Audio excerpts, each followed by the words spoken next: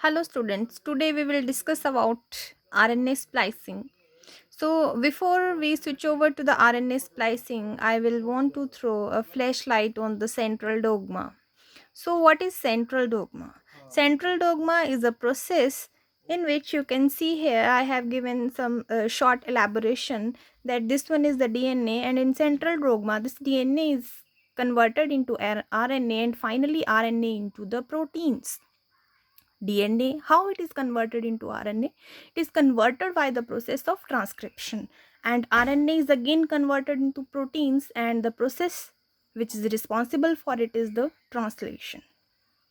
So, when there is a complete makeup of the protein, when we want required proteins, so in case of prokaryotes and eukaryotes the phenomena are totally different. In case of prokaryotes, the DNA contain all or whole the mRNA that is completely transcribed, and that is completely transcribed into the proteins and make different types of the proteins, means entire or whole the mRNA is responsible for making the proteins.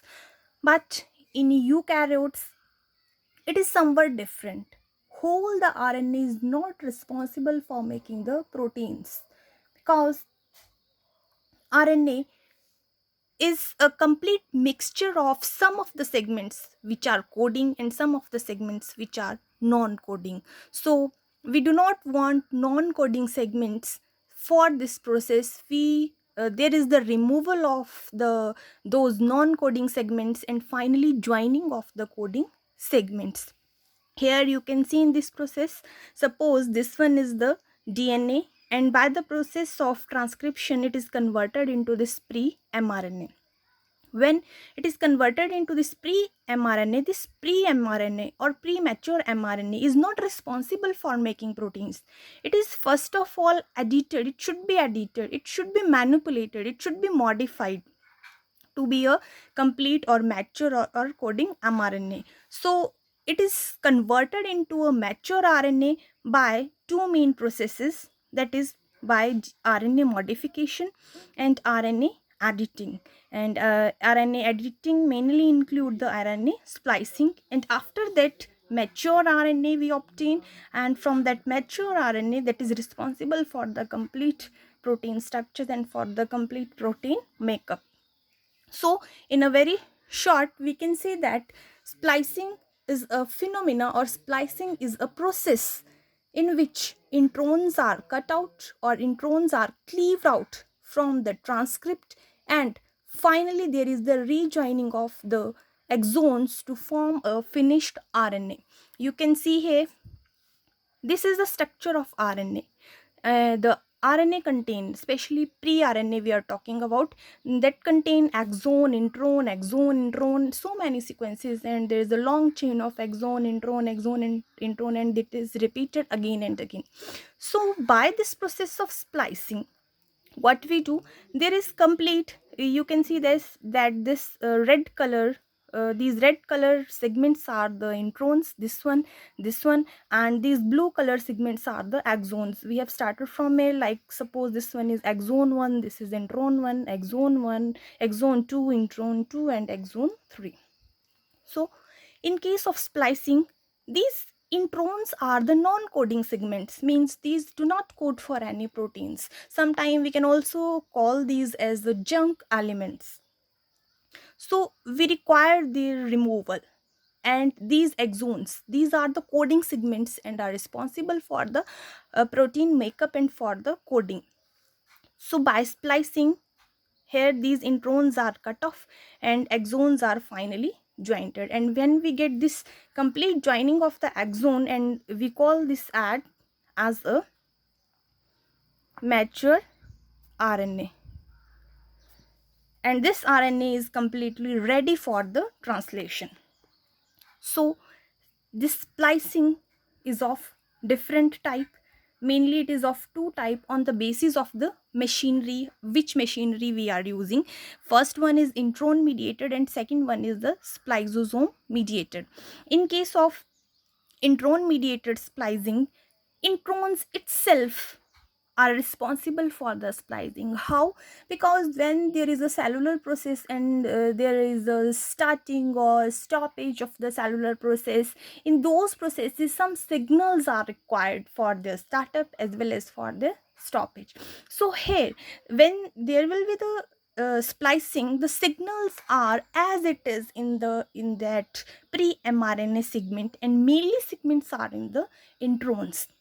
Here you can see that these signals are in the form of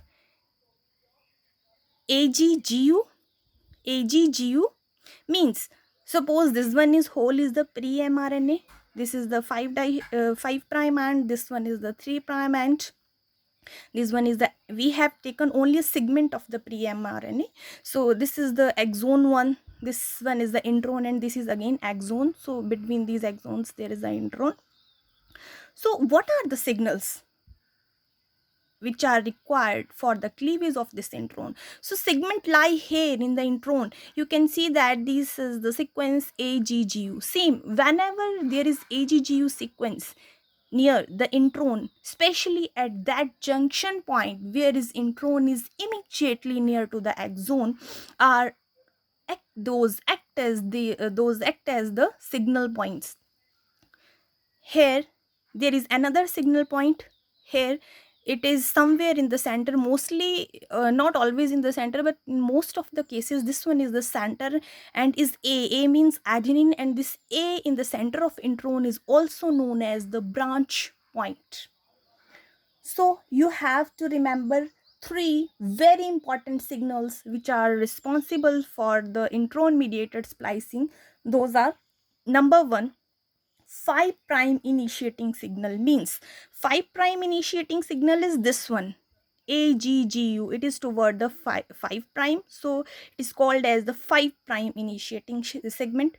Second one is the 3 prime initiating segment or 3 prime splicing sequence. This one, AGGU, here toward the 3 prime end is the 3 prime initiating signal, and third is the branch point, which is the adenine, and somewhere in the center of the intron. So near to this branch point, adjacent to this branch point, polypyrimidine sequences are present. Here these are represented by Y, and purine is represented by the R. So how we will consider a point to be a branch point, because A should be here, A should be here. So that A near to which a chain, near to which the nucleotides which are of the polypyrimidine type, means polypyrimidine sequences near to which A is present, is known as the branch point. So in next stage you can see that here this one is the adenine, and if you recall the structure of the nucleotide, so in case of nucleotide there is a base pair, there is a sugar, and two phosphates are attached to that. Here we are talking about the RNA, so sugar is the ribose, and if you recall the structure of the sugar, you remember there is a, in the sugar at second carbon, hydroxyl group is the attached, and this OH is that hydroxyl group, so we have written here 2 also. So this hydroxyl group act as, after the removal of this hydrogen means oxygen, this act as the nucleophile. So this one is the nucleophilic attack, and it completely attack in between the AGGU, means cleavage between the AG and GU point. Between GG point there is the cleavage takes place between the GG point. After cleaving this, this exon is completely removed. Here where exon is removed, then this become the 5 prime end, this become the 3 prime end, and same here, this is the phosphate and this is the hydroxyl group toward the 3 prime end. So this hydroxyl group of 3 prime end of exon act as the nucleophile for the further attack of the exon number 2, that is between the GG elements of this GGGGU segment. After that, this nucleophilic attack, this intron is completely passed away, and E1, E2 means exon 1 and exon 2 are finally jointed, and this one is known as the mature RNA. So this whole is the process of intron mediated RNA splicing. Thank you, students.